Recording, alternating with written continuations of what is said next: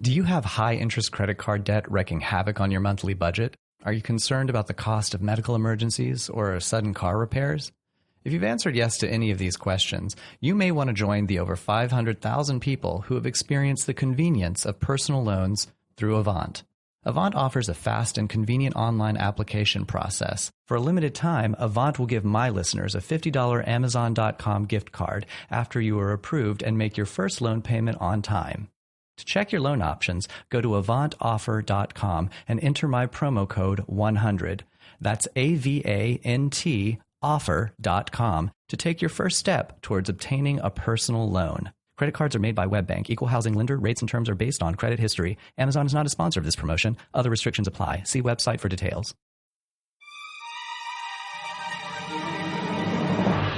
Were you not able to find out for yourself that a unicorn was gonna shit across the sky fire? You didn't need me to say that. You've got this perfectly clear 875,000 page book that's mostly genealogies to tell you. Yeah, exactly. What did the talking donkey not make this clear? I understand. What about the talking snake threw you off from the fact that this is a book of true facts?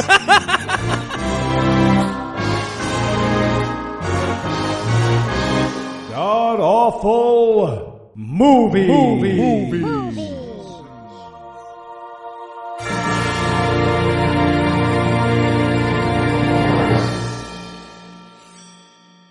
Welcome back to the GAMcast, where each week we sample another selection from Christian cinema in an effort to justify all the meth. I'm your host, Noah Lugeons, and sitting 989 miles to my right is my good friend Eli Bosnick. Eli, good of you to join us, sir. I've just had a cold for the last 48 weeks. Why does this lady keep making me sign my name? Just need it. And sitting 994 miles to my right is my good friend Heath Enwright, but unfortunately he's not on this Skype call or anything. I'm just guessing that he's sitting somewhere, not doing the episode with us, but hopefully he'll be back next week. We're hoping to have him back next week. He's dead, guys. He's not dead. Well, as you heard in the feedback for Scathing Atheist this week, he's doing just fine. That's true. There was a lot of evidence in the Scathing Atheist feedback section this week. Yeah. So today we're going to be tackling the second film in the Thief in the Night series, A Distant Thunder, which is basically the story of the thing that the main character dreamed about in the last one. This combination of porn-level acting and Smurf-level theology terrified evangelical youth throughout the 80s and 90s, and now it just terrifies lovers of good cinema and fashion. And according to IMDb, this is the story of Add a Plot. So, Eli, how bad was this movie? Well, I gotta admit, I'm kind of getting into this series.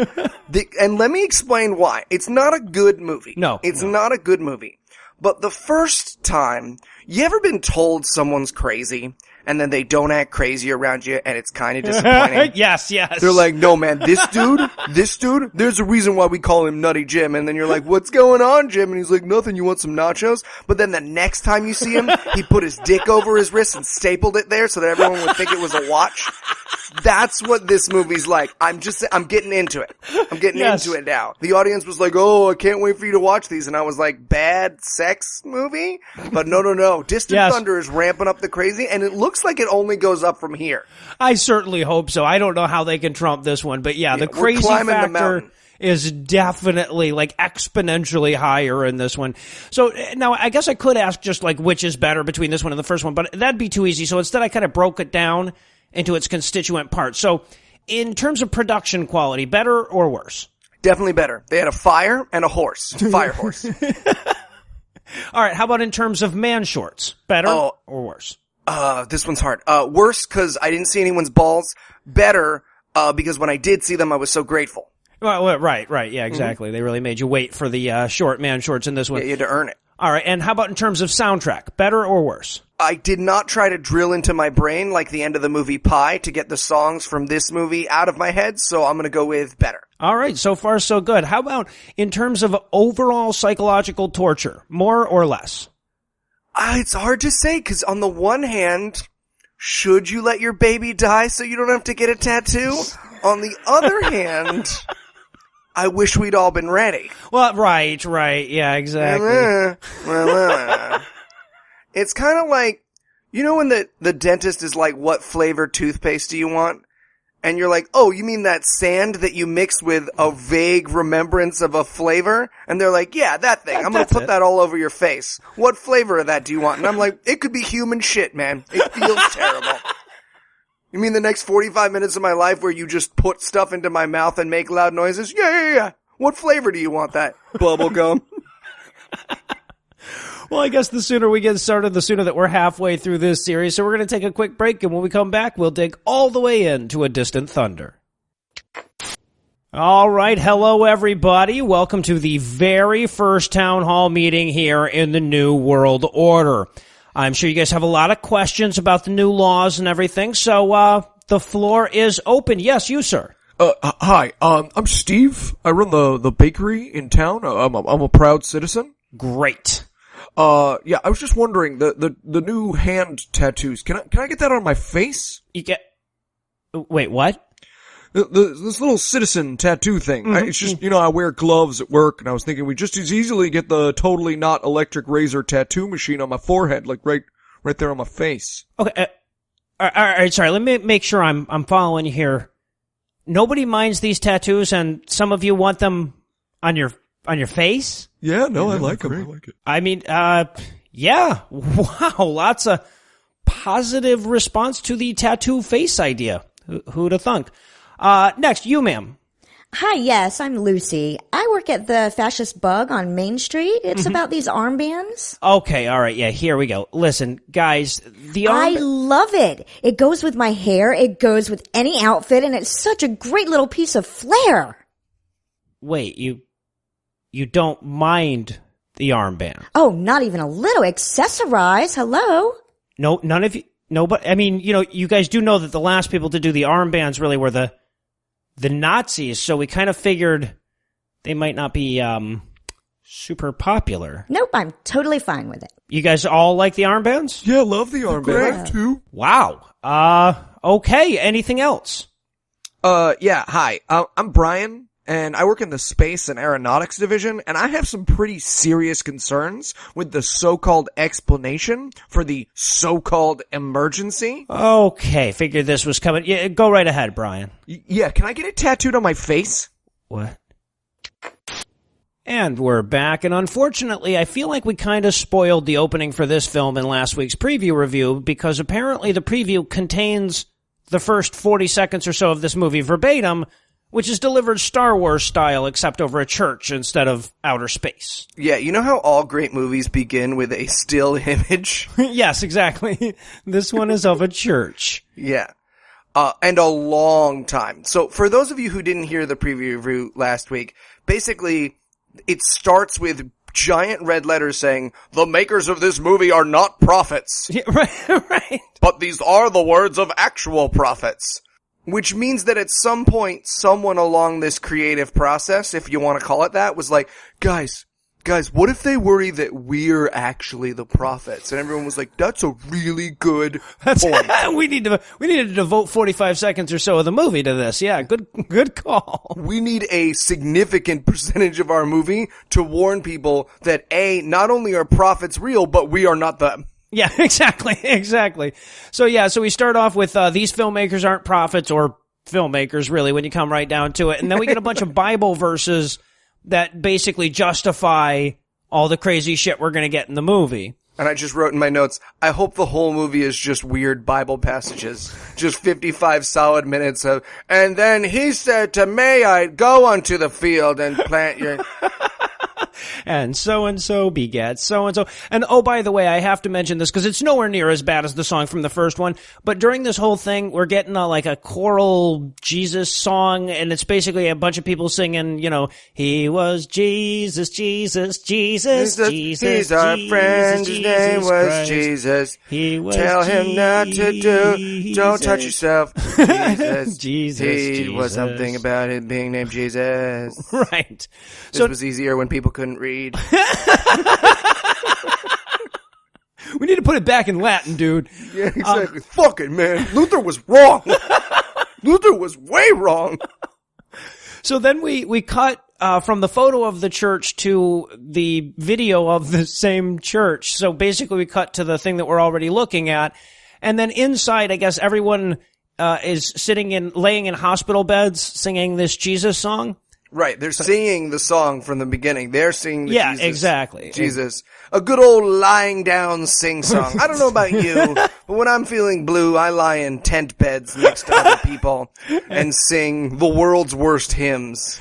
Yeah, well, then you'd fit right in the post-apocalypse. So we pan over a bunch of people who are sitting in this church or laying in this church like it's a disaster shelter or whatever, and we see Patty from the first movie, and she's crying, so everybody gathers around her to do Jesus spells or whatever.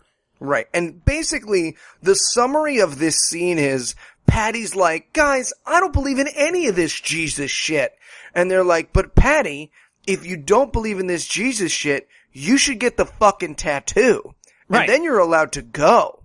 And Patty's like, but if I get the tattoo, my soul will be damned. And it's like, make up your goddamn mind, Patty. Right. Either you believe in the Jesus shit and you don't want the tattoo, or you don't believe in the Jesus shit, in which case, you should get that tattoo right now. You should wake up a guard and be like, hey man, I just realized that these two things are correlated. Tattoo, please. Well, right. Okay, so that's where we're starting in this movie.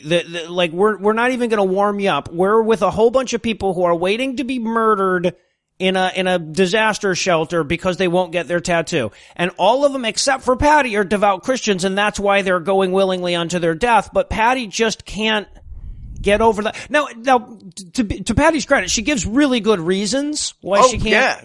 No, she gives great reasons why she doesn't believe in that Christ bullshit. Yeah, because they're like, well, why don't you either accept Christ or get the tattoo? And she's like, well, I don't want to accept Christ because, according to you guys, he's the asshole who did this. And they're all like, this is all his fault. Right, but shush though. Yeah, exactly. Everybody else is like, yeah, well, you know what I like is Twix Bites. Yeah, you unwrap them Twix individually. Bites? Oh, they're so great. Whatever happened to Pop Rocks? And by the way, also we get a Jew at this point who wanders up, and he's very Jewy. Like they have to put a big Star of David. Oh yeah, I wrote Bear Jew is Jewish. Yes, exactly. They don't want it to be a mystery at all. But even he realizes in his horrible Jewiness that Jesus is the way now, because he starts quoting Old Testament passages to Patty to calm her down. And he quotes some cryptic fucking passage, and Patty goes, what does that mean? I'm like, exactly. There's the problem. And he's like, you don't remember Pop Rocks? You could mix them with Coke and they said it killed you. I bet that wasn't real. So what were you saying? Something about how it all makes sense? I think that's what you were saying. Yes, it does. No, it doesn't. No, it does. Mm-hmm. So then, like, there's a priest who's there as well, trying to talk Patty into not thinking about the fact that she's going to get murdered. And he says, like, basically, well, hey, Patty, maybe if you told us all how you got there, we could do a flashback. So we do. This priest does everything except go with his mouth. Yeah, exactly. Well, you gotta do the hand what motion, it was like during those times. You okay, Father? Yeah, I'm about to get killed. I'm going a little crazy. My bad. So apparently it all started 4 years ago, which Patty tells us through narration. Basically, she says, it all started when I dreamed a really boring movie 4 years ago. And then we get the opening, like the title, which is like, I can only describe it as Thunderballs style. You know, it's like Alan Quatermain and the Lost Mines or something shows up. Bump, bump, bump, bump.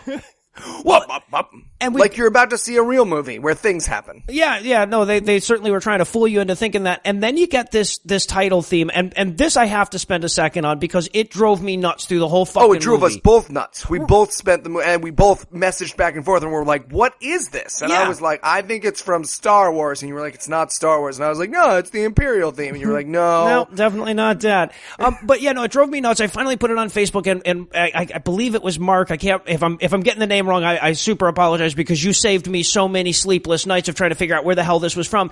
It's the goddamn theme from Monty Python's Holy Grail. Yes, it is. It is absolutely, it's like almost note for note. The theme for this movie is the Holy Grail theme, which was a ripoff. This movie came out 3 years after Holy Grail.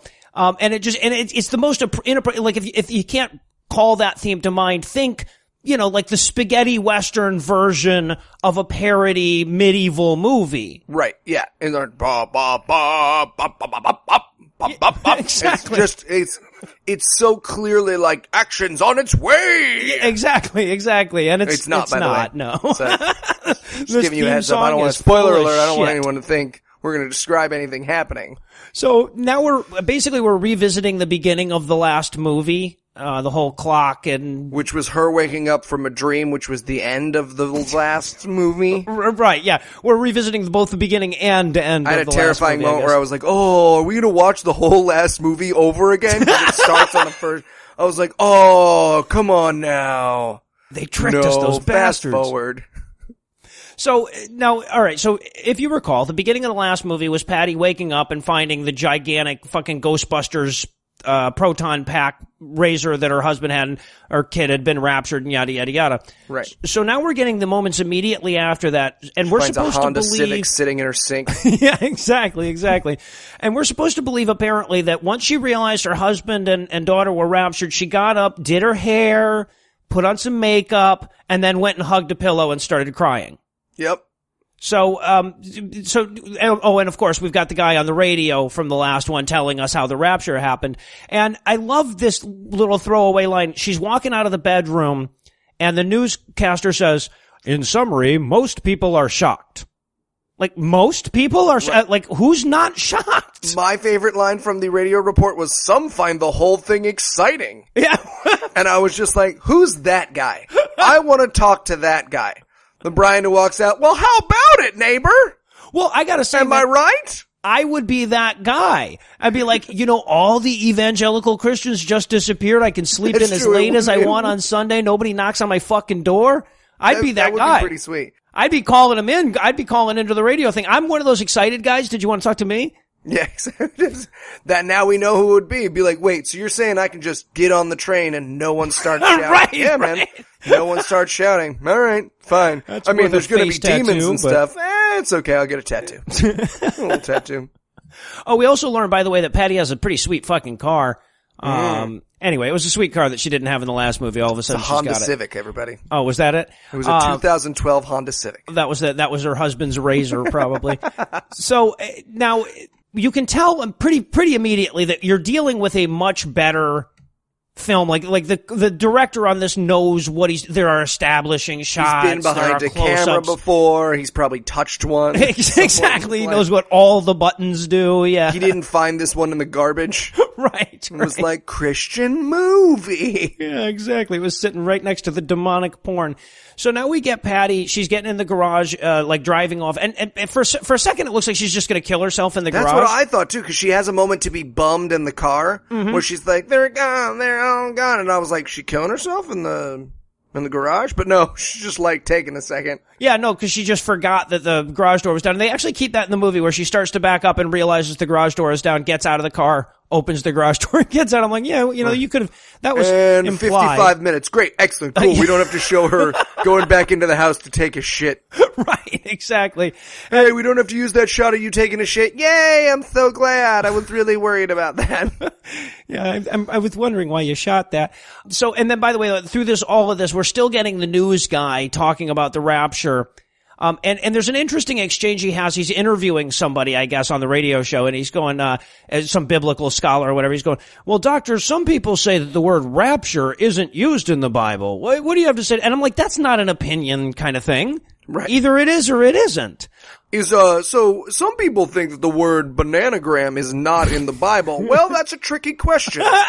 Is the word in the Bible? No. Are all of the letters? Yes. Yeah. Are some of those letters very close together? Even more, yes. So, I mean, fair and balanced news coverage. If you Bible code it. And the guy he's interviewing says, has to kind of admit, no, none of this rapture crap is remotely in the Bible. But it does say something about people being lifted bodily into the heavens. So where's the second half of that interview?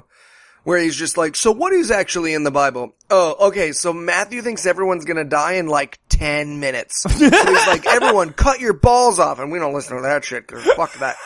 And run around and tell everyone. But then later on, James is like, now wait, I know that all that stuff he said was bullshit, but you believe me when I say it's gonna happen. And it didn't happen when he said it was, but No, but the point is it happened. I mean, this interview's over. I haven't said anything. This interview's over. And I also love that they reinforce, even right, like the credits are still running, and they're reinforcing the message because the news guy says, well, but doctor, what, there are still Christians here. If it was the rapture, why wouldn't you be gone? And he's like, well, I was a Christian, but I was a Christian wrong. I wasn't a crazy evangelical, and only they get to go to heaven. So. Yeah, and that's it. By the way, a major theme of this movie, even more so than the last movie, is you were a Christian wrong because you talked about loving people. Mm-hmm. Instead of scaring your grandchild. Yeah, exactly. And it's funny because, like, they're trying to, like, okay, so now she's driving over to a friend's house and they're trying to go for, like, you know, post-apocalyptic hellscape, but all they managed was small fire on East Main Street. Yeah, exactly. She's just like, oh, I have to go the long way around because there's a fire truck here. And it was just clearly like, you know, the filmmaker called everybody up in the morning like, hell, there's a fire. I got this right across from my fucking house. Go get the camera, get her, get Jenny, you know. Just waiting for a fire in this community.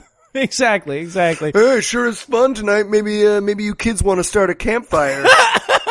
Near the old barn? Make perhaps? sure you put it out by blowing really hard. Yeah. So she went to see her friend Jenny when she realized that the rapture happened, which is kind of stupid because her friend Jenny was the Jesus-iest person in the entire movie. Like, right. Fucking duh, she would get raptured. But she gets there and surprisingly, Jenny's kitchen is empty.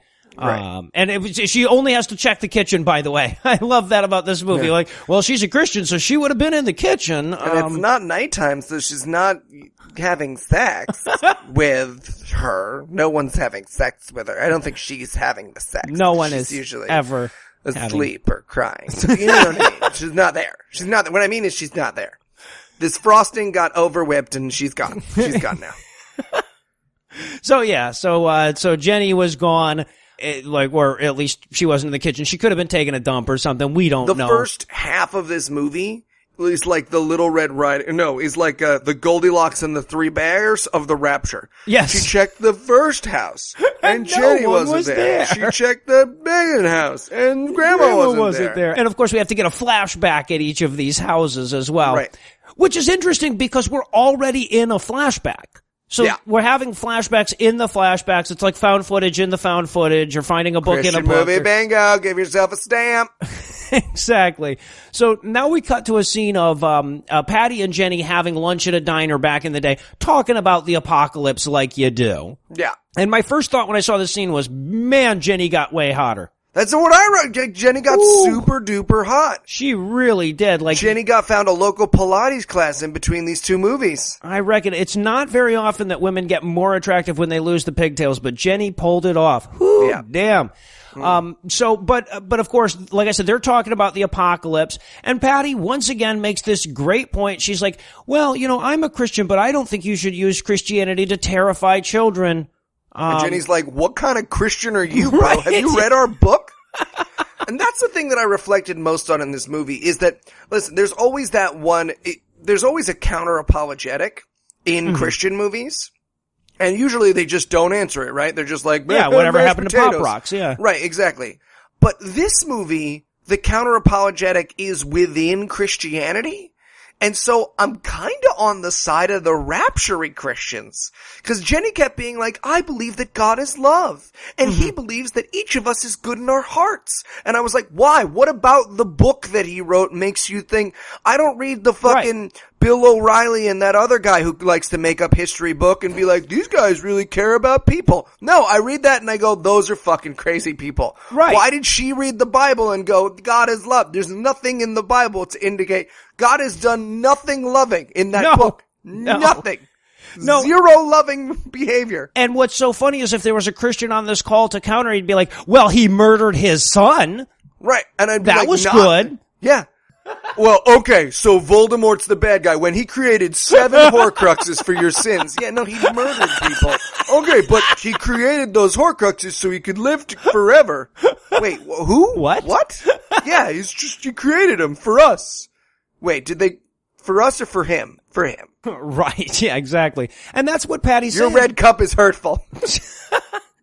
Patty's going like, I don't think I could worship God if his plan was to, murder all the babies and then torture all the people that didn't love his kid enough. And Jenny's comeback is just, no, God's plan is perfect. Even the butt rape demons part, all of it's perfect. Yeah, she's basically like, I couldn't love God if he was like that. And she was like, well, you better learn, because that's the one we got, honey. Yeah, right.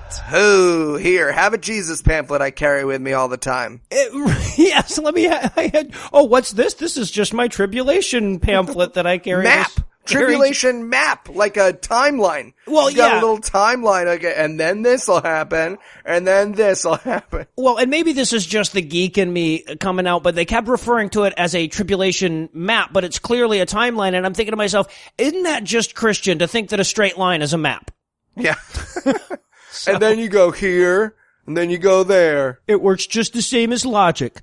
So, and then she justifies the fact that the rapture is imminent by pointing out that the Bible says that people will gossip someday, and they're gossiping, so... I mean, what more proof do you need, okay? Oh, and by the way, Christian movie bingo, Jenny offers her a book, too. You should read this Christian book. movie bingo, you should read it. Although, I love... This particular version of you should read this book is, oh my gosh, you have to read this book because of this one paragraph. And I was just like, maybe just read me the paragraph then. Right. Maybe I don't read a whole book.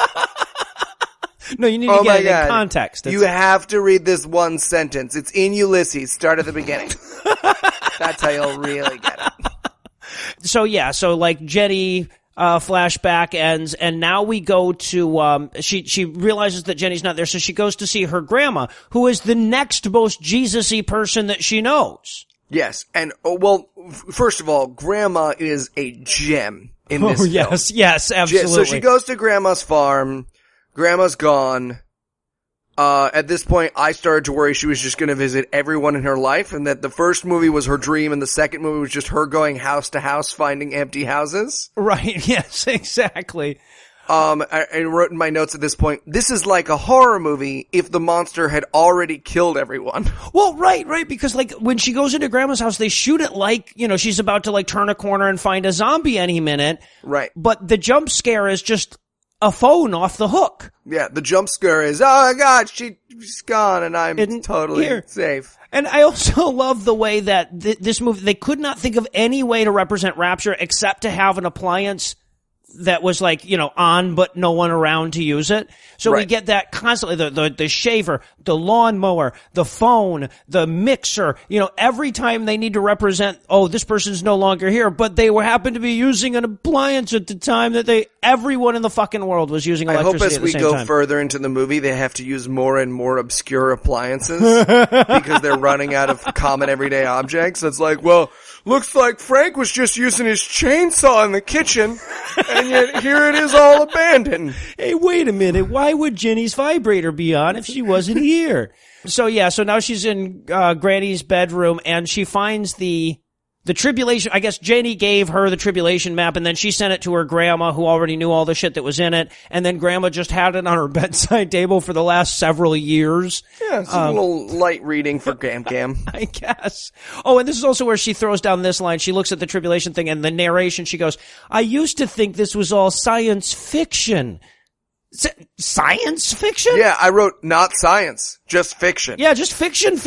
How dare you besmirch the good name of sci-fi? Yeah, science fiction is where there's science. This is just fiction. Yeah. It's not even fantasy. You don't have dwarves or elves or gnomes or dragons. Well, there are dragons. There are dragons. No, not in this movie there aren't dragons. No, unfortunately. There aren't any goddamn dragons in this movie. I'm waiting, though. I'm hoping by the fourth one we're going to get a dragon. We didn't even get any fire-breathing Jews in this movie. Yeah, it's bullshit. Just reading about them in the fucking newspaper. And now we get the next flashback in a flashback of a flashback. And this is her remembering a time, I guess, when she was at church and they brought in some fire and brimstone preacher to tell them where they how brought in Steve Martin's character from The Leap of Faith. Yes. With his giant lapels. Yes, exactly. Where he preaches that it will be very hard to have a job after the rapture. Mm-hmm. And then he goes over the 7 seals. Oh, in a fucking 70s PowerPoint, and it's like 10 fucking minutes. Yep. Just giving us this detailed rundown of the tribulation map / timeline. Right. And I wrote in my notes, is there going to be a quiz? Because I haven't been paying attention.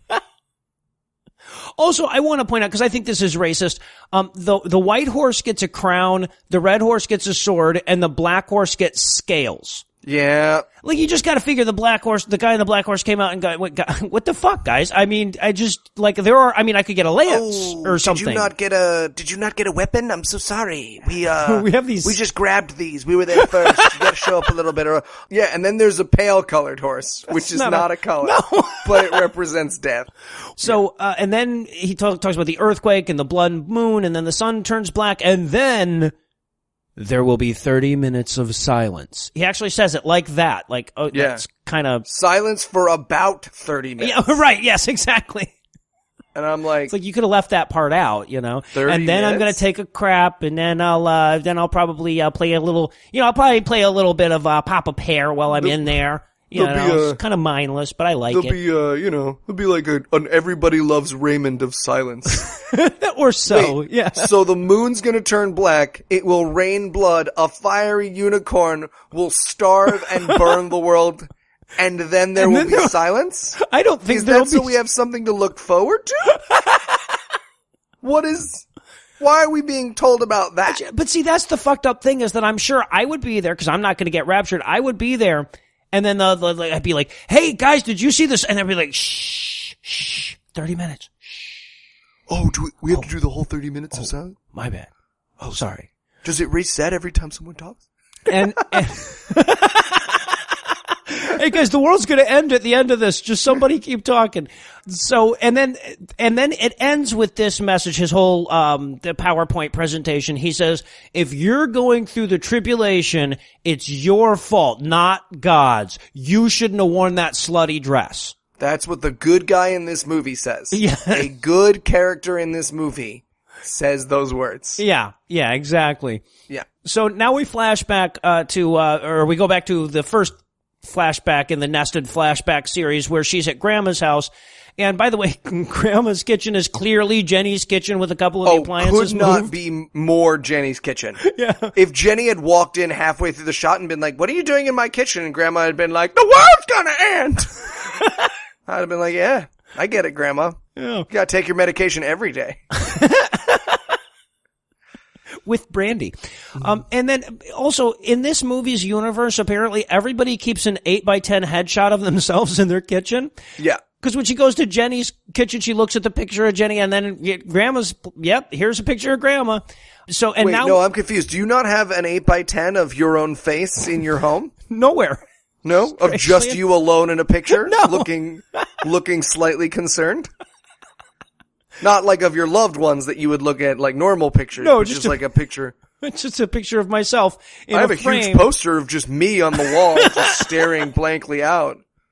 I always thought it was weird for now, but now I know it's for when I get raptured. People come in and go, oh, this is where Eli lived. Right, so we can establish that. Right. So now we get a flashback of Granny torturing her when she was a child, except for she's not a child. They made no effort to make her look younger in this or anything. No, not at all. So she's just like a 22-year-old making cookies with, or 26-year-old making cookies with her grandma. Right. And they're, of course, talking about the apocalypse. And Grandma, by the way, is chapter and verse ready. Oh, yes. Grandma is like a fucking autistic, like, Rain Man with the Bible. She's like, yeah, I mean, Grandma, where's that? And she's like, I think it's chapter 13, verse 2. Second word on the left-hand side. It's like, fuck, Grandma. Yeah, right?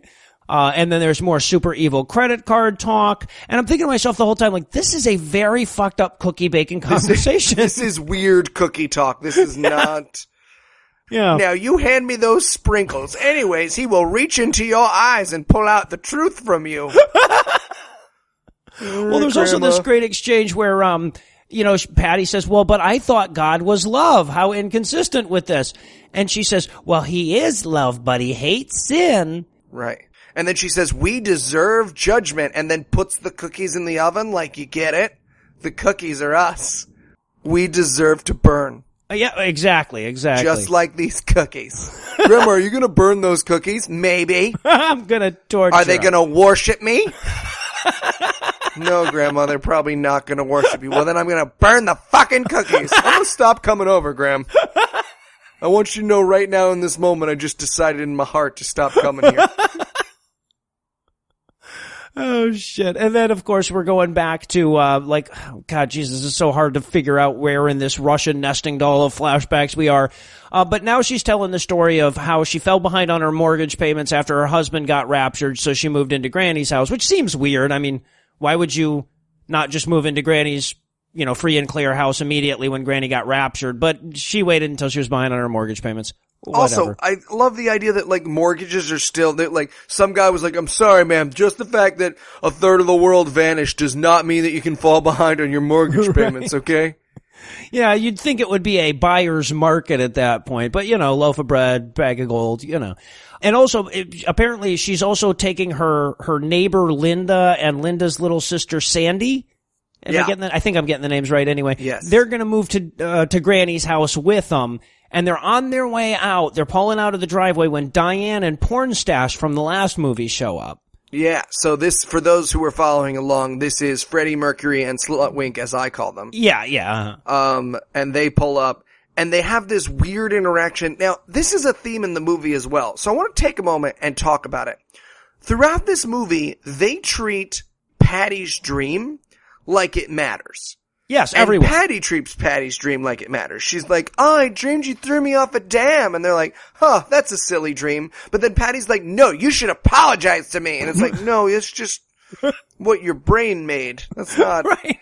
And for the rest of this movie, we're going to have moments where Patty's like, I don't know, are my dreams real? The other night I dreamed that an armadillo was inside me. Maybe I'm going to poop an armadillo. It's like, no, man, it's just a dream.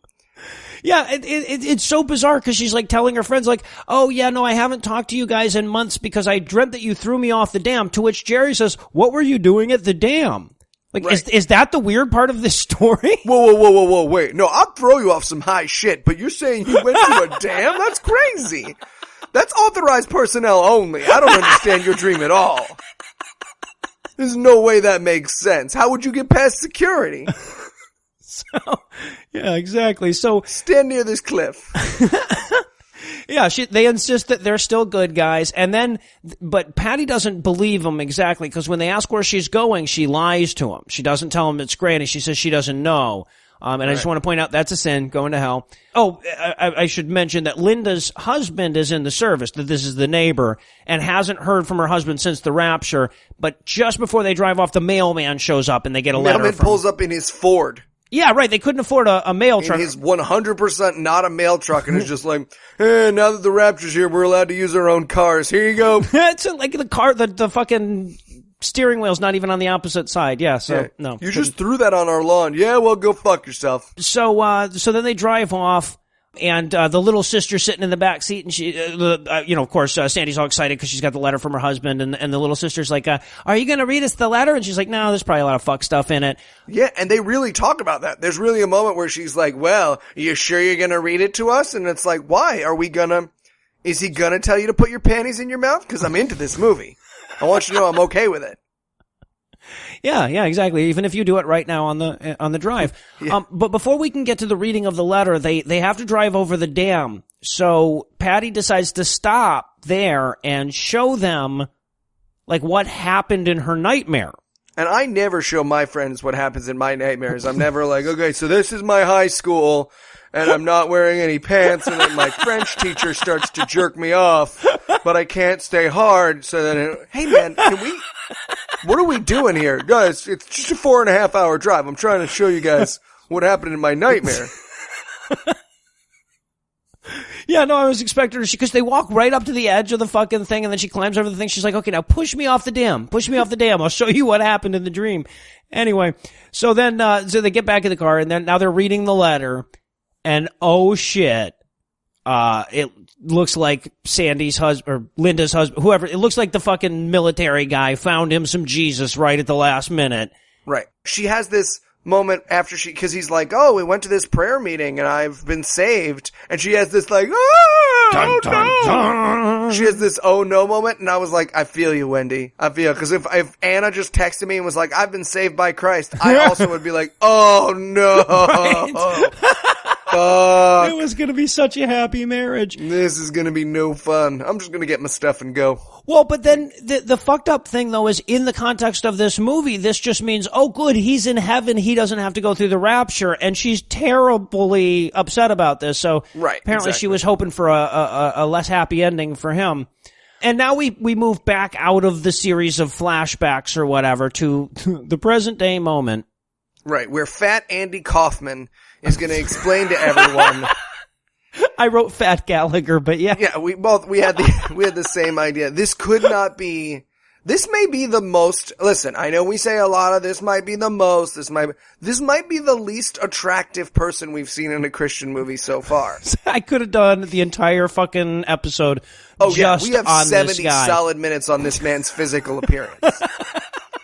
Green jumpsuit does not look good on this gentleman. No. He looks like someone tried to hide a marshmallow inside an army man.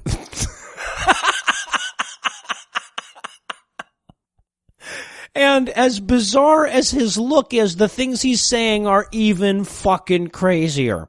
Yeah, so he basically says, you're gonna come with us, you're gonna come up to the front, you can get your tattoo, or we're gonna call you in random alphabetical order, then we'll take you outside, remove your blindfold, you'll be asked one more time whether or not you want to change your mind. And if you don't get the tattoo, we're gonna kill you. That, Right. and he's explaining this in such a calm, like, whatever, school assembly type manner. You will be executed today. There will be a pep rally at 2:35. Go Bears. Bueller. Right. Bueller, it's time for you to get executed. Exactly. So, at any rate, like, okay, to me, doesn't seem like a particularly tough choice. Basically, Fat Stephen Wright is saying, you either get murdered or you get this tattoo. And everybody in the room's going, I don't know. Get murdered. Yeah, I would have been like, excuse me, Krusty the Clown without makeup? I would like 2 tattoos, please? 2 tattoos. One for me and one for one of these stupid motherfuckers who doesn't want to get one. Right. And also, I love, okay, so Patty's sitting here now with Linda or Wendy and the preacher from earlier or whatever. And they're all chatting. And he says the whole thing about how, we're going to blindfold you, we're going to take you out, then we're going to unblindfold you, and then we're going to kill you. And Linda goes, why would they remove the blindfold? And I'm like, that's the question. That's where you're hung up? Not the why are they going to kill me over the tattoo thing? You're worried about why they take the fucking why would blindfold? they take off the blindfold? None of this makes sense. I mean, listen, Nazi armbands and cutting off people's heads for not joining this tattoo cult, I get it. I'm on board. I'm 100% with it. But taking off blindfolds is just weird. Well, and this whole scene, because we're going to go back to this scene a number of times. The rest of the movie is basically going to take place in flashbacks from this scene. And it's the weirdest it's the most sedate execution that you can imagine, because they're just going to call out names. Davis, Smith, Ron. Oh, and these white people, by the way, still all white people. All white. These white people all could not more calmly and happily go just like, oh, excuse me, I think I'm actually next. Oh, I'm so sorry, in front of you? Yeah, no, it's me next. Oh my gosh, I'm so sorry. No. Oh, it's he fine, said it's fine. Davis. I thought he said Davies. My bad. No, don't worry about it. It's fine. Go get your head cut off. Yeah. No, you first. Let me know how it is. Yeah. It looks fun. I hear they take your blindfold off. And there's no like armed guards like hustling them through or anything. They just call out 4 names. Everybody's like, my turn to die. And then of course they're giving the preacher is giving Patty advice on what to do, and they call her name. And basically the advice is, Patty, whatever you do, die. Right. This is not good advice. You have to die. Yeah. You have to, because they're like, if you don't die now, there's going to be a time when you want to die, but you aren't going to be able to. And I was like, what? She's going to be, is that a thing? Like you're immortal in the rapture? And so that, what the fuck is that?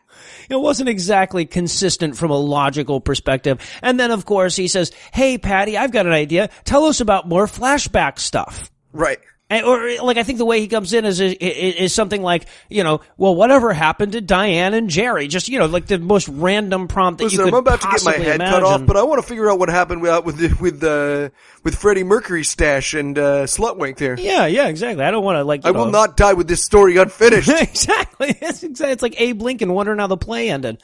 Yeah. So we're sitting around at Diane. So I guess Diane is their hookup for food ration bars. which is all you can eat, which is weird because they live on a fucking farm. But at any rate, food doesn't grow after the rapture because that guy on the black horse is driving around. Oh, right, turning the ground to iron such that no vegetables can sprout from it. Yes, I remember that from Deuteronomy. So they're sitting around at Diane's house, all just chilling and reading the newspaper, and she says, "Hey, look at this story. It's about Jewish people prophesying in Jerusalem." And I'm like, "Wow, that's international news, is it?" Yeah, exactly. But then we find out that they're fire-breathing Jews. Yes! They're the fire-breathing Jews. I wrote in my notes, I'm back on board again. I want to see 1970s fire-breathing Jews with big lapels and bell-bottoms on. I'm in it. But we don't get to see him in this movie, guys. We don't get a fire-breathing Jew. No, yeah. Don't mean to tease you. No dragons, no fire-breathing Jews. This fucking movie sucks. Yeah. And it's the most fucking little anti-Semitic. She's like, according to Rabbi Jew name, and then carries on. Rosenberg, steal your money. Cheat you on that car deal. I know this wasn't a new car. Fucking ran it backwards, you little shiny-faced fucker.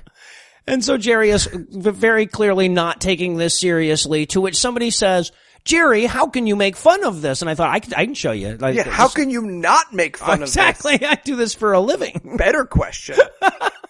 So then we cut to the TV, and the world is at nuclear war. Yes. And we know the world is at nuclear war because we nuked Uganda. Right? What the Uganda! We were after their strategic tungsten reserves, you see. Why? It's literally, that might have improved Uganda. See, I was just thinking they had a pride parade, and so exactly. we helped them out. Well, you know? Oh, well, good. We have the one nuke. Yeah. Because that's what the guy says. Is like, as you can see from this picture from Uganda of a nuclear explosion off in the distance that looks kind of like the Bikini Atoll, but trust us, it's Uganda. We're at war. Right. And, of course, like the news guys in, some people are pointing out that the Bible said that there would be war, and there is war, so checkmate, pretty much. It's pretty much exactly what happened in the Bible. Like, you know how the Bible described nuclear fission? You know how specifically the Bible said nuclear fission, not just like badness. Hot badness. This is with badness, fire, though. maybe? Fire of a kind. Yeah, exactly. Right. That encompasses only the one thing. And I did think this was kind of clever that as we're doing this, they're like looking at a chess set, you know, so we're seeing the white horse and the red horse. I mean. Okay, those are knights. Not horses, okay. but. Just saying. Maybe if God had chosen something different, like a picture of a horse or an actual horse, which we're going to have later on, it's fine. I'm letting it go. But it is interesting to know if you find yourself post-rapture to know that those horses just get to move 2 up and 1 over. Yeah, exactly. So if you're next to a horse where you just stand right, don't stand in an L to him, but if you stand right next to him or in a direct diagonal, you'll be fine. Yeah, exactly. So then we cut to the bad preacher from the first movie, who is also the producer of this movie, Russ Doughton, I believe is his name. And he's preaching to a pretty much empty church about the rapture. And at this point I wrote in my notes, like 80% of this movie so far has been quotes from Revelations. Yep. That's pretty much all the dialogue. Yep. Also, I want to point out that the preacher's wearing a Pee Wee Herman suit, which is quite distracting. He also points out that a loaf of bread can now buy a day's wages. Yeah. Which is not a bag of gold. No, and it's not a, right, exactly. So I'm just going back there. Again, the song's still stuck in my head. I just want to know. Okay. Yeah, so then we get this conversation with Patty chatting with the preacher after this, basically saying, hey, you know, why didn't you tell me about all of this shit with the craziness and the rape demons and stuff? And he's going, oh, it's your fault. Yeah, did you, this is like the very like wink at the audience, like, did you not have a Bible? Were you not able to find out for yourself that a unicorn was gonna shit across the sky fire? You didn't need me to say that. You've got this perfectly clear 875,000 page book that's mostly genealogies to tell you. Yeah, exactly. What did the talking donkey not make this clear? I understand. What about the talking snake threw you off from the fact that this is a book of true facts? And then, of course, Patty she actually utters the line, well, I'd rather have been scared into heaven, which is apparently what these people have to tell themselves to show children this fucking movie. Right. I'd rather be scared into heaven. The Christian story. Yeah, right. Yeah, exactly. So yeah, I mean, the very clear message of this scene is if your preacher isn't talking about Satan and rape demons, you need to find one who is. Find a different church and stand up and scream at your preacher and be like, no, you forgot the part with the demons. And he's going to be like, it's Easter. Doesn't matter. Demons. Talk more about the demons. Or I'm going to find someone who will. You should request revelations like Freebird at church. Talk about the unicorns. I love the new shit. And then we cut to the stables. I guess Granny kept some horses. And now Linda and Sandy and Patty are all going to go on a horseback ride so that we can get more horse symbolism. Right. Well, she has this moment where she's like, don't trust that horse. That horse looks at you sweet. And I was like, oh, that horse is going to kill you. Yes, it's the evil murder horse. She's like, don't ride that one. He's an evil murder horse. Why would you keep an evil murder horse? And she's being hypnotized by it. It's like a Dracula scene. Like Bella, it's like, oh, horse. And I wanted the horse to sweep a cape in front of its eyes and just slowly stare into. So they're eating their power bars on their picnic and talking about what they want to eat. But, well, they don't reveal that right away because at first it's just a girl going like, oh, I want some corn on the cob. And she doesn't say what she's going to do with it. So I was using my imagination. Yeah, exactly. Well, my favorite part of that talk is she goes, you know what I want? And the girls are like, what do you want? And she goes, a nice, big, red watermelon. And I was like, oh, I was so if someone had paused the movie and been like, Eli, for $1 million, is she going to say cock? I'd be like, oh yeah, 100% cock. Final answer, Regis. Cock. You don't say watermelon after you say big red. You say, She said juicy in there too, yeah. Yeah, juicy. Right. Nice big red juicy dick. Yeah, exactly. So, and I thought to myself, oh, come on, Patty. She's too young to get more than a corn and cob in there. So, you know, it's kind of ribbed too. She can't do watermelons yet. She's young. The key is you gotta sit down hard. You gotta commit. And then, this is so, okay, so then a dog barks at them and they watch him for a really long time. I'm like, are we supposed to, is this scary? Are they afraid of dogs? So, I wrote in my notes, what is it, boy? Did Timmy get raptured? Yeah, right. And then out of nowhere, Jewish Charles Manson shows up in the scene to save Linda, I guess? Yeah? I don't know. I bet he had something big, red, and juicy for her, though. Yeah, that's right.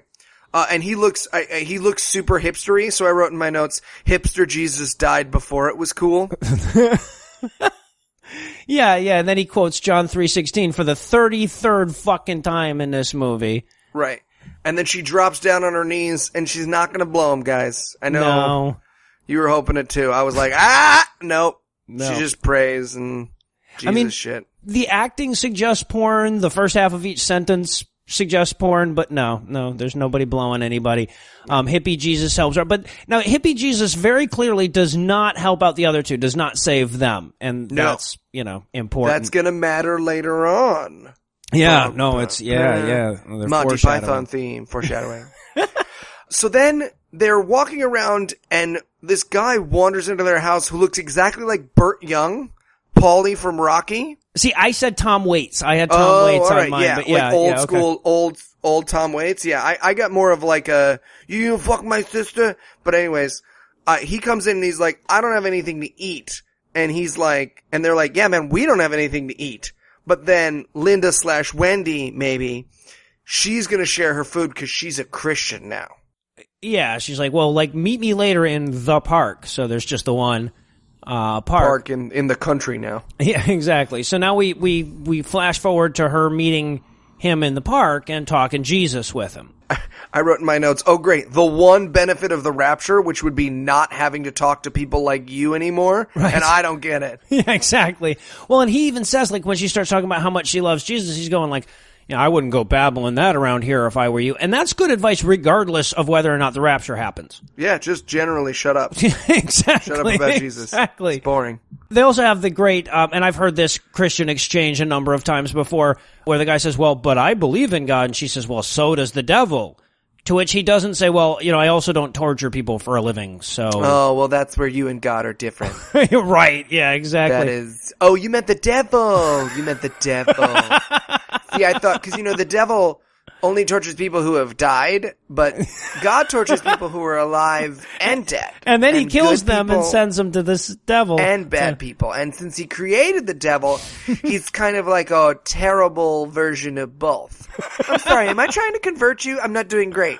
Well, I can feel I'm not doing great. I couldn't tell if she was trying to convert him or fuck him by the way she was talking to the dude. And then we cut to more theological bullshit.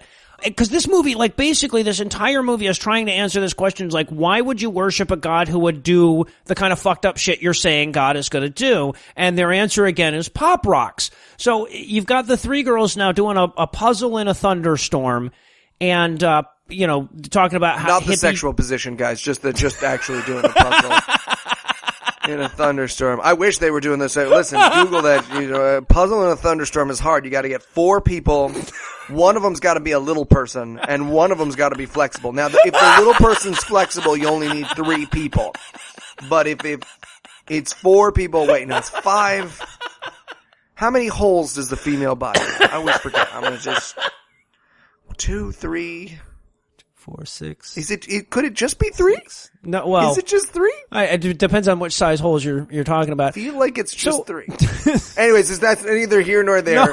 Tune into our new podcast, How to Properly Do a Puzzle in a Thunderstorm.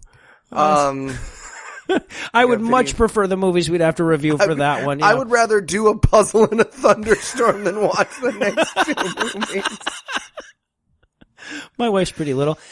So they're having this discussion about hippie Jesus and why, Patty didn't get saved and stuff. And I loved this exchange here in particular because, Linda says well, Patty, it sounds to me like you're looking for reasons to not believe in God. To which Patty says, babies die of cancer. To which Linda should have said, oh, looks like you found one. Well done. Wow. You know what? Nailed it. You are right.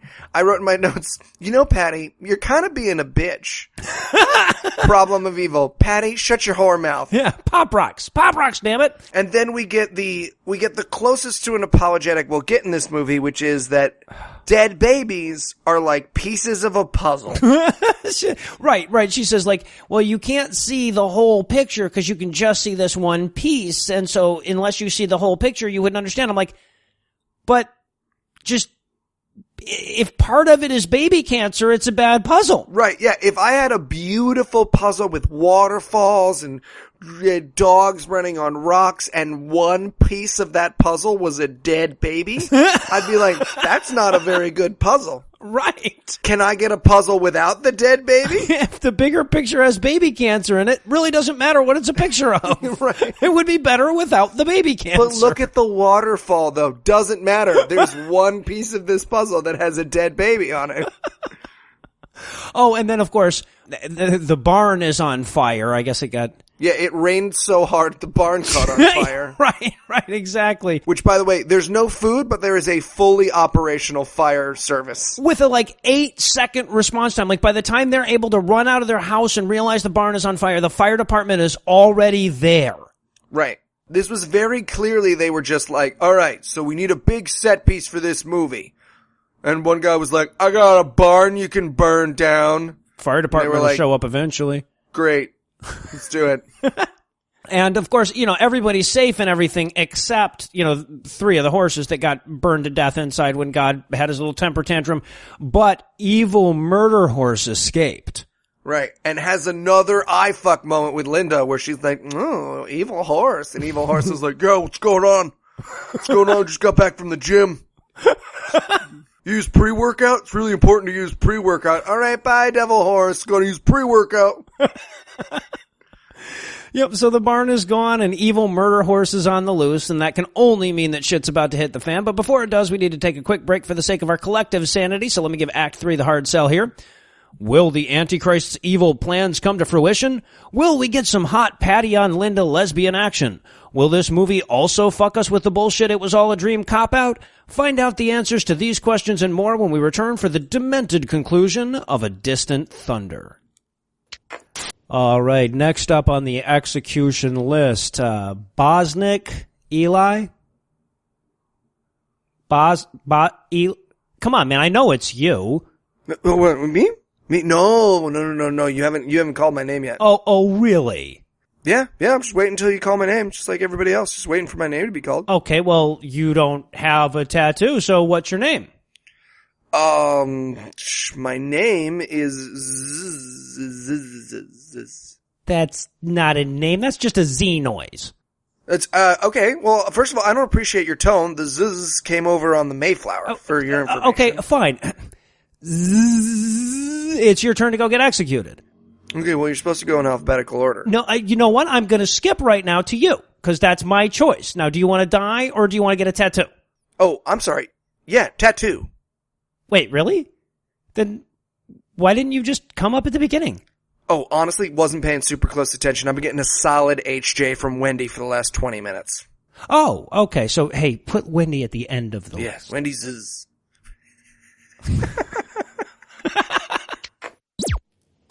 And we're back. When we last saw our heroes, the Pale Horse was a-riding, and since they can't afford to show us much in the way of chaos, we just get radio reports of chaos. And as Patty is happy to narrate, death was everywhere. Right, as opposed to before the rapture, when death was also everywhere. Well, right. I mean, she's like, well, the radio and TV were constantly reporting death. And I'm like, the news. Was there more death, or was it just the same amount of death? Yeah, you'd think it would be less since, a third of the people already got bamfed to heaven or whatever. Right, yeah, exactly. I also love that she's like, amongst the people who died, apparently Linda's dad melted out on the street and she got a letter about it or something. Yeah, exactly, which is a bummer. Yeah. They're killing Israeli missionaries.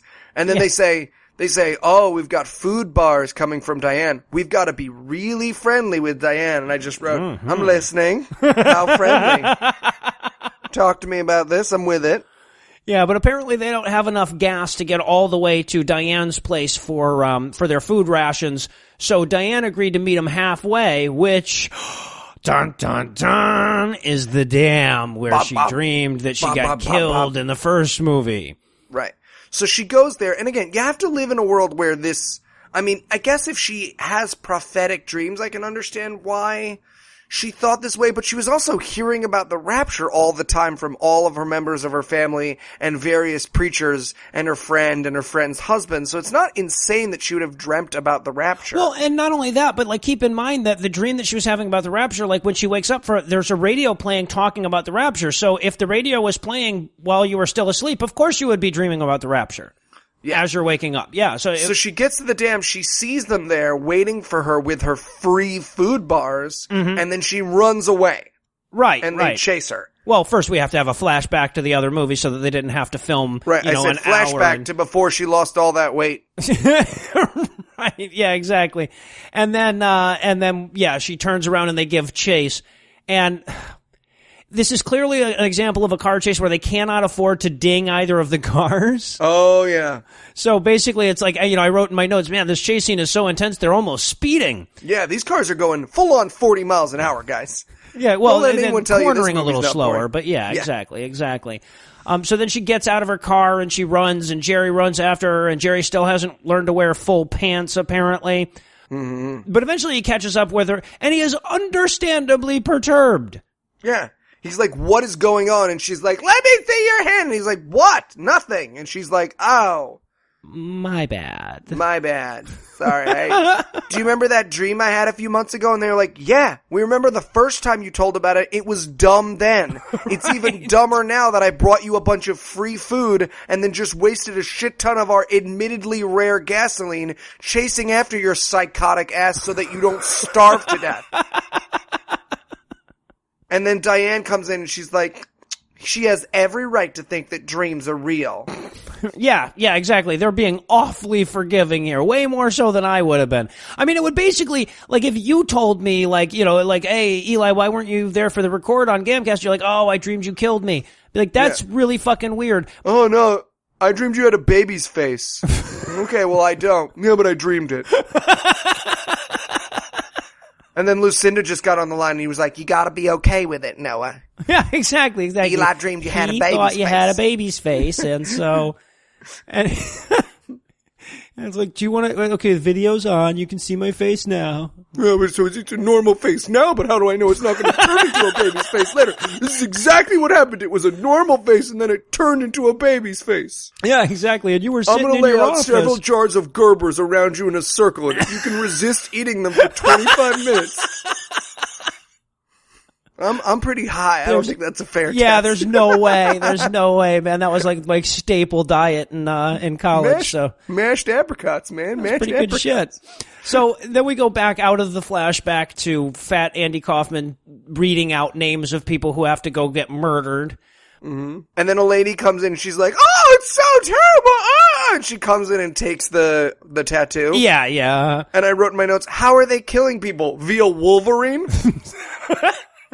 Like, what did you go out there and see that was so bad that it changed your mind? Knowing that you were going out there to get killed. Yeah, it's like, oh. Right, knowing that you're going out there to die, unless they were like, we got this bag full of wet hammers and we're just gonna swing you against the wall in it. I'd be like, alright, well, that's unpleasant, but not mind-changing. Yeah, exactly. So, maybe if they were like smearing you on honey and putting you on an anthill or something, I would, Right. I don't know. But at any rate, and I find it really funny that like when the woman comes in screaming, everybody's like, oh, that dumb bitch. Stupid, sad, crying, vulnerable bitch.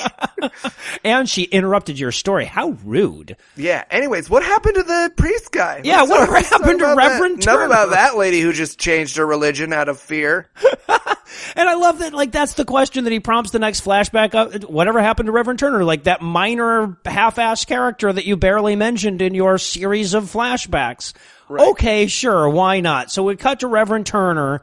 And he's a Trump 2016 supporter now. All alone in a church, just like, I tried to tell you, America's good. We're going to make America great again. It's like, all right, well, which, by the way, is boarded up. He is alone in a boarded up church. Yeah, they don't reveal that right away. At first you just see him preaching and then it backs away. The whole church is empty. The lights are off. It's boarded up. There's a keep out sign on it. So yeah, he lost his fucking mind. And Patty, I guess, went to visit the church and found him in there all crazy and talking to himself. So she goes to leave.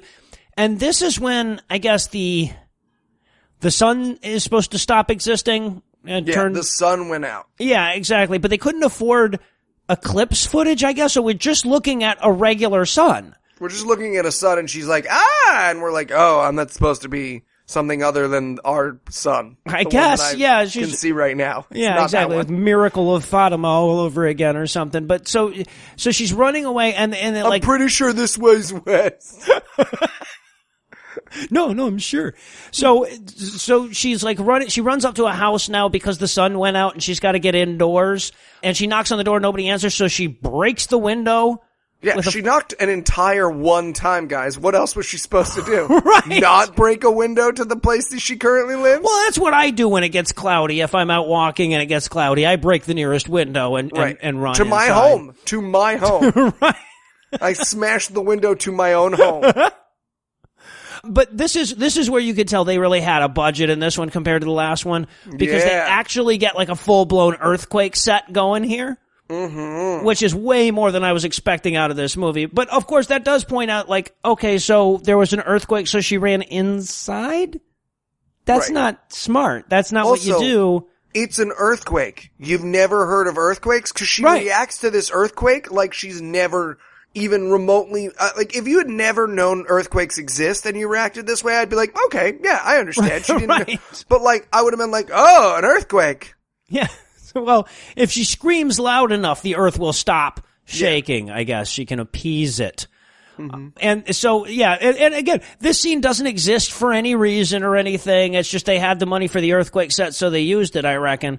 Because then we just immediately cut to one night about a month later, according to our narration, where apparently they're still doing the same 250-piece puzzle.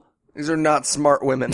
No, apparently not. I understand. Again, for the 48th time, the brown side does not go up.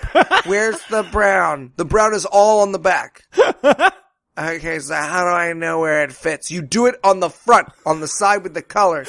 My piece has a dead baby on it. Well, then it's not a good puzzle. So they go to the park where they meet Tom Waits again.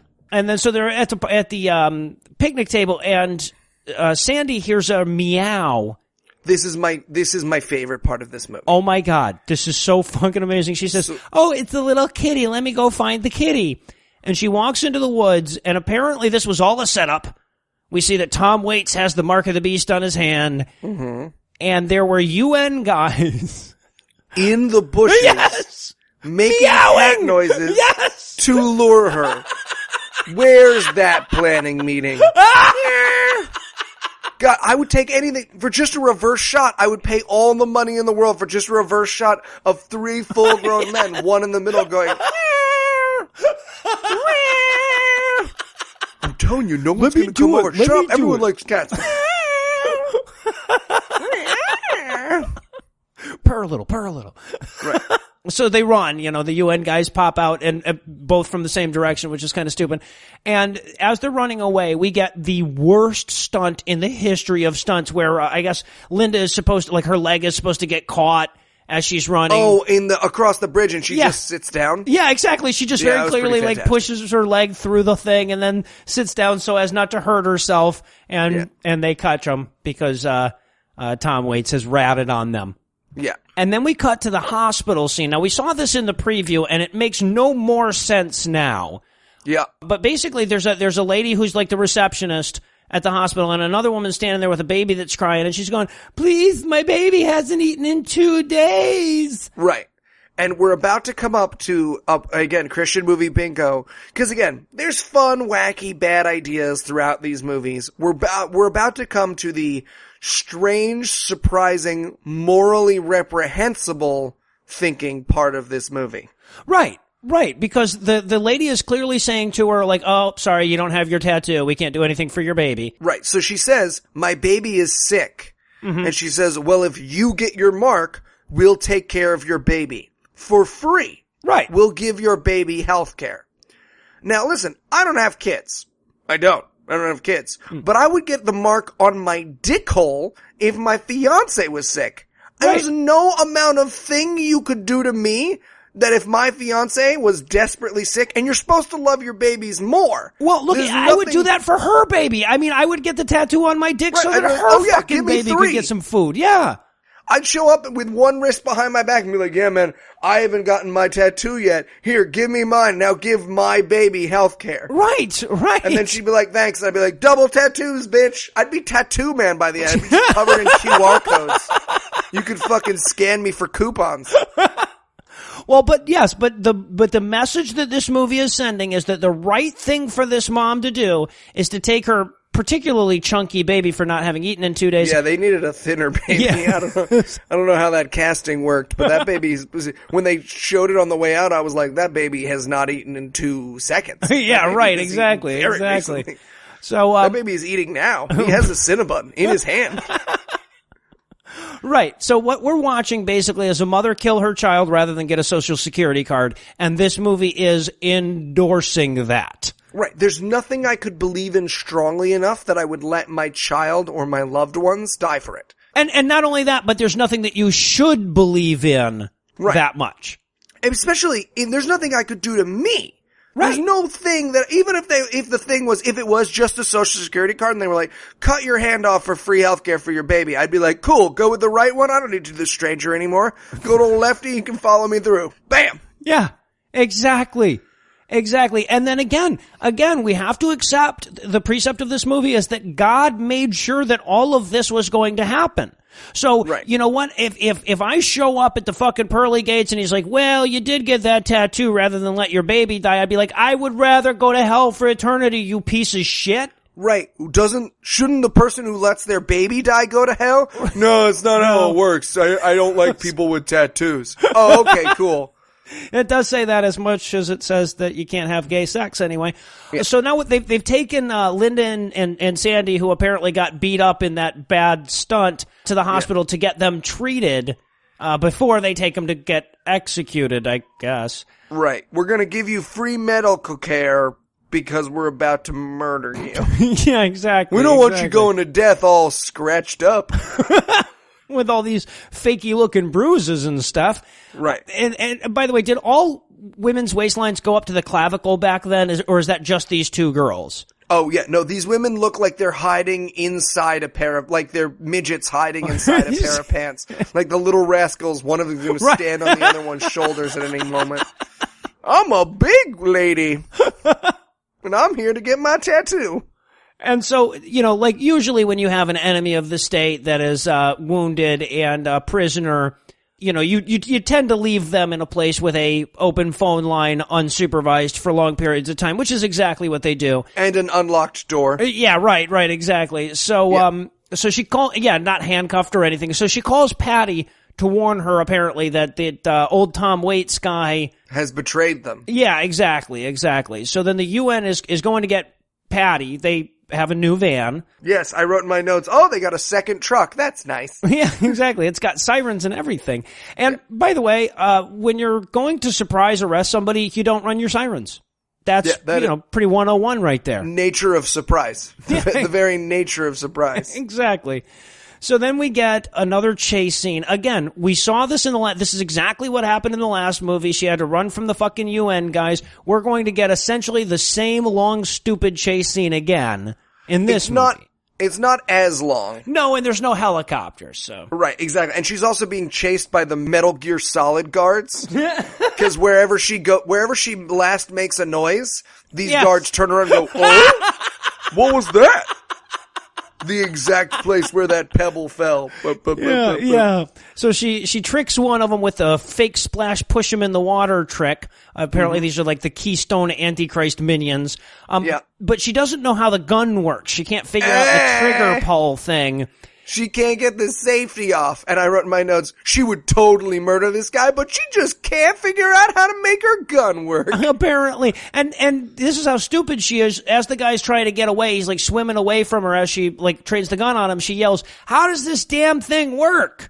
And then he's like, "Oh, well, let me swim back to you then now that you've announced Let me swim back to you and beat you up because that you don't know how that gun works." Right. And she's like, "Oh, fuck, God damn it. Whoops, that wasn't the person. I'll ask the other guy." Yeah, exactly. Although I do have to admit, if she had figured out the safety and gone on a Rambo-esque killing spree, I would have been much more on board with this movie. That would have been pretty awesome. Like, I would not have been expecting that, yeah. But no, she's only got one play, and that play is to steal other people's vans. Which, again, she steals the fucking UN van, but now, as she's leaving, she accidentally backs into the lightning sand from the fire swamp or something because I guess spinning tires are suspenseful. So they run to her and she gets out just in time.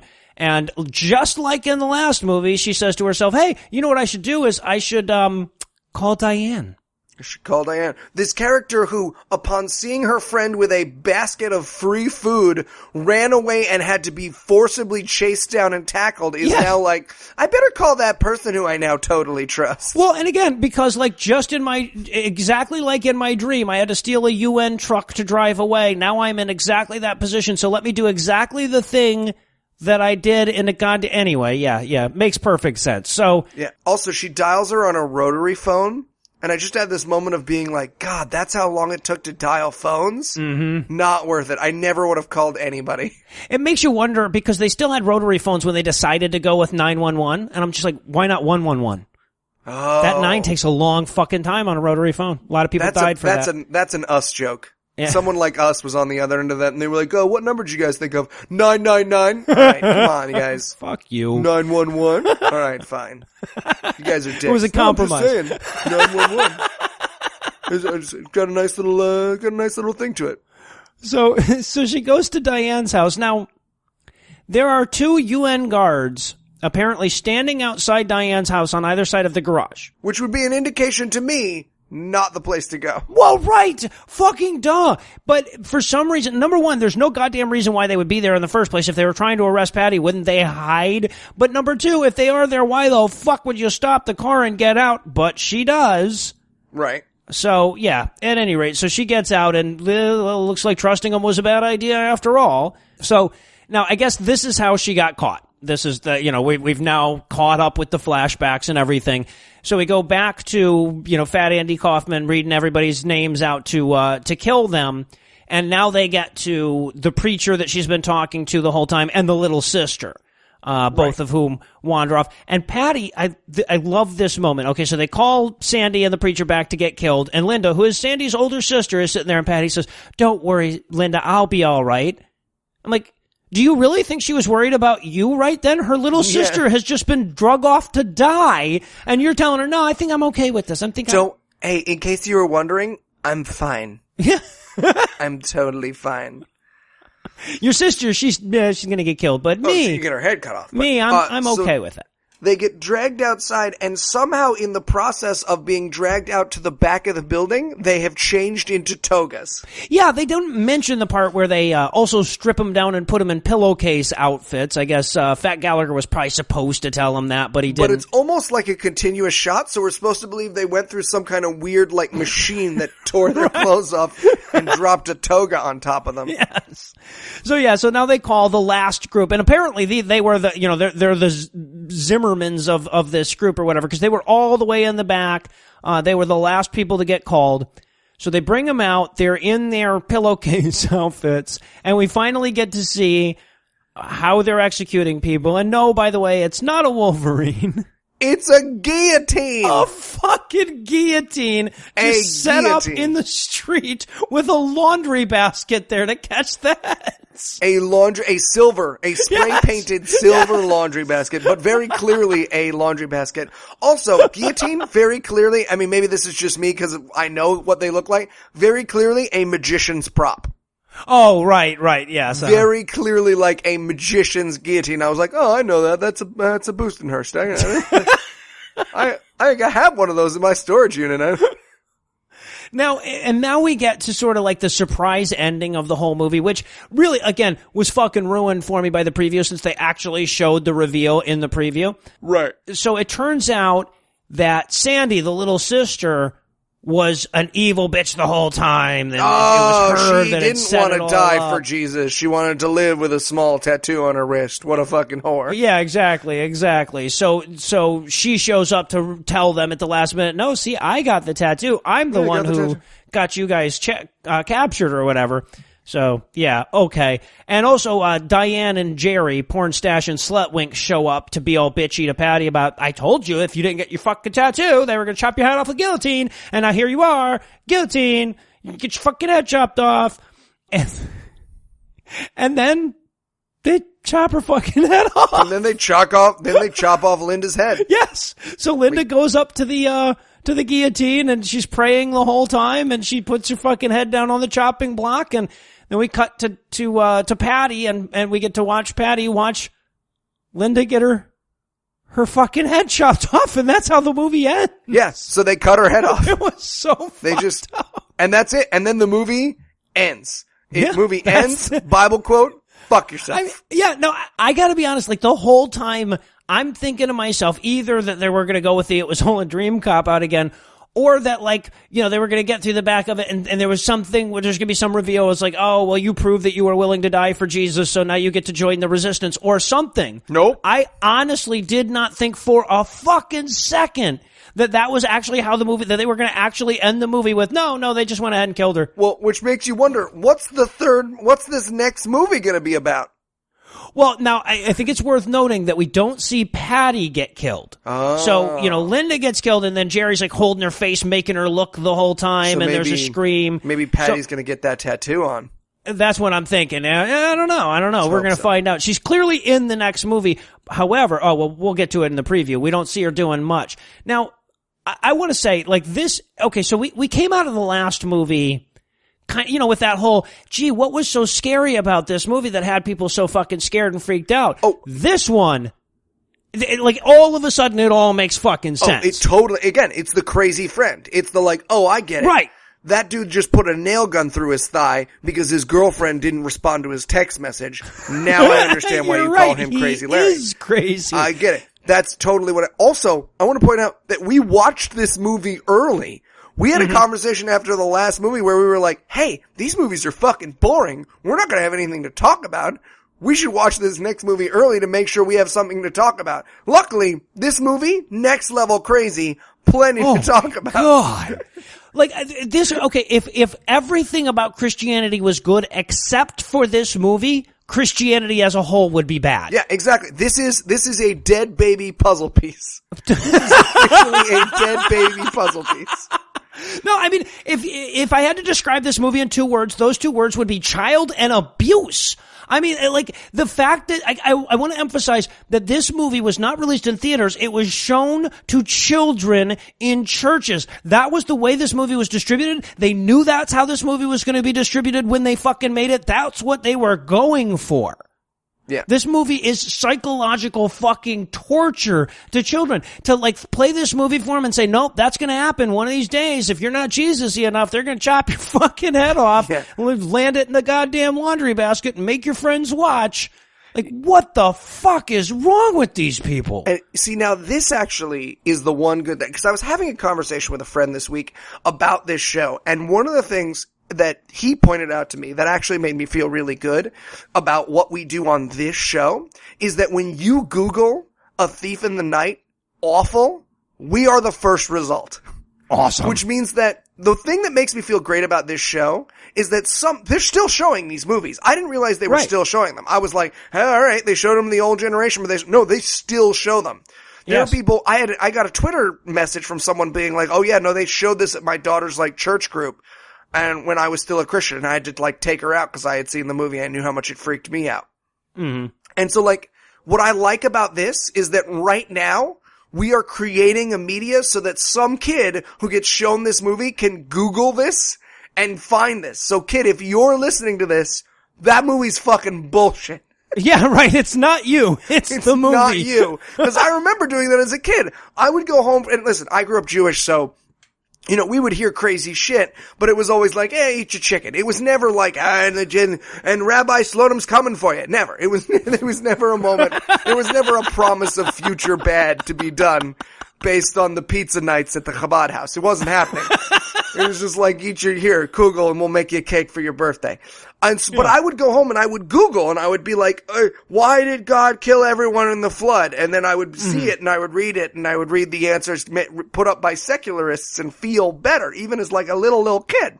So I'm telling you, if you saw this movie, it's crazy. It doesn't have any reflection on reality. They make better movies. All the movies you could ever see are better than this one. Even Lock-In. I mean, I felt bad when I got to the end of this movie because at the end of last week's show, we did a whole kind of thing about how, maybe this was just like the evangelical Fantasia. And maybe they you're were all just a bunch of pussies. Scared them.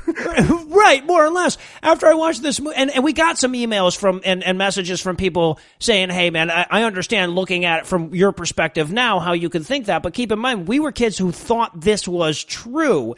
And even just thinking about that, reflecting back on the first movie, I'm like, yeah, okay, I can see that. But after watching this movie, I'm like, oh, I get it. Like, there's no fucking question why that, like, you are still psychologically scarred from this fucking movie. Yeah. I mean, I literally would look at, like, showing this movie to a child as a form of child abuse. Oh, unquestioningly. Unquestioningly. There's no scene in Fantasia where that demon flies off the church and rapes somebody. If it did, I'd be like, whoa, fuck, I was right about Fantasia.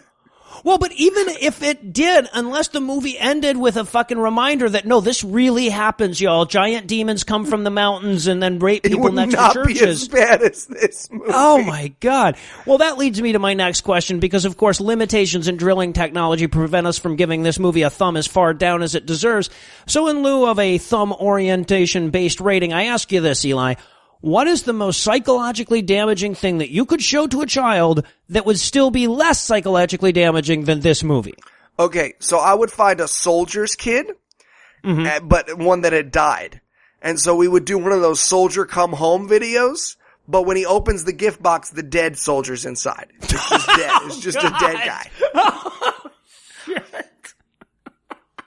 And then we just leave it, and then we turn the lights off in the gymnasium and everyone leaves. It's just that kid. And it's still better than this movie. It's still better. I gotta be careful the way I word these questions. Holy shit. Fuck, dude. I thought I would do a Veterans Day themed one because it's recent. Right. Thought I would support our troops. Joke just for you guys. Well done, sir. Well, I guess that's going to do it for our review of A Distant Thunder, but we can't check out quite yet because there's still more of this shit to come. So, Eli, tell us, what's on deck? Image of the Beast. Yes, because there's 4 of these goddamn things. And unfortunately, like the other ones, there really wasn't much in the way of a preview for this one. I found a 30-second teaser on YouTube that basically says, hey, we got another one of these fucking movies, and that's about all we had to work with. This teaser is basically Daniel Dennett dressed up like a farmer, being like, and here's Jesus, this is the new Antichrist, and we're finally gonna get rid of God. And I'm like, cool, this movie sounds nice. Yeah, awesome. Yeah, Hillbilly Antichrist is my kind of guy. And by the way, of this 30-second preview, half of it is the world's slowest nuclear explosion. Yeah, no, fully 12 seconds of the 30, so 3 seconds shy of half of it. Yes, I timed that. It's just like... for 12 solid fucking seconds. I mean, they're done talking and everything, and it still goes on for 10 seconds or so. I mean, I think, if I'm not mistaken, the only scenes that we actually see in this movie is a Jeep drives into the water. Yep. We see Patty, like, it looks like she's about to get guillotined because we're, like, and we're up above, like, from a guillotine blade's perspective. A car goes through a house. Yeah, there's that, and then there's Hillbilly Antichrist, and then there's a crowd of people in a nuclear explosion. That's pretty much all we have to work with. And then there's a guy sitting on a golden throne. Oh, right. Yes, obviously. We see you can't Paul wait and to Hollywood meet Squares. Obama in the next one. Yeah, exactly. So with that to look forward to, we'll bring episode 13 to a merciful close. Once again, a huge thanks to all the Patreon donors that help make the show go. If you'd like to count yourself among their ranks, you can make a per-episode donation at patreon.com/godawful and thereby earn early access to every episode. You can also help us a ton by leaving us a 5-star review on iTunes and by sharing the show on all your various social media platforms. And if you enjoy the show, be sure to check out our sibling shows, The Scathing Atheist and The Skeptocrat, available on iTunes, Stitcher, and wherever else podcasts live. If you have questions, comments, or cinematic suggestions, you can email godawfulmovies@gmail.com. All the music used in this episode was written and performed by Ryan Slotnick of Evil Giraffes on Mars and was used with permission. If you like what you hear more by following the link on the show notes for this episode. Thanks again for giving us a chunk of your life this week. For Heath Enwright and Eli Bosnick, I'm Noah Lugeons, promising to work hard to earn another chunk next week. Until then, we'll leave you with a guy from Brooklyn telling you to fuck yourself. Fuck off. You bring your phone everywhere. Work, school, the movies. Now you can bring it to an Xfinity store for an easy way to switch to Xfinity Mobile, a new kind of network designed to save you money. You can get up to 5 lines of talk and text included with Xfinity Internet at no extra cost, so all you pay for is data. It's never been easier to switch to Xfinity Mobile and keep the phone you love. Click here to see how. Sorry, I gotta take this. Restrictions apply. Limited to select mobile phones. Requires activation of a new line of Xfinity Mobile. Up to 5 devices per account. New Xfinity Internet customers limited to up to 2 lines pending activation of Internet service.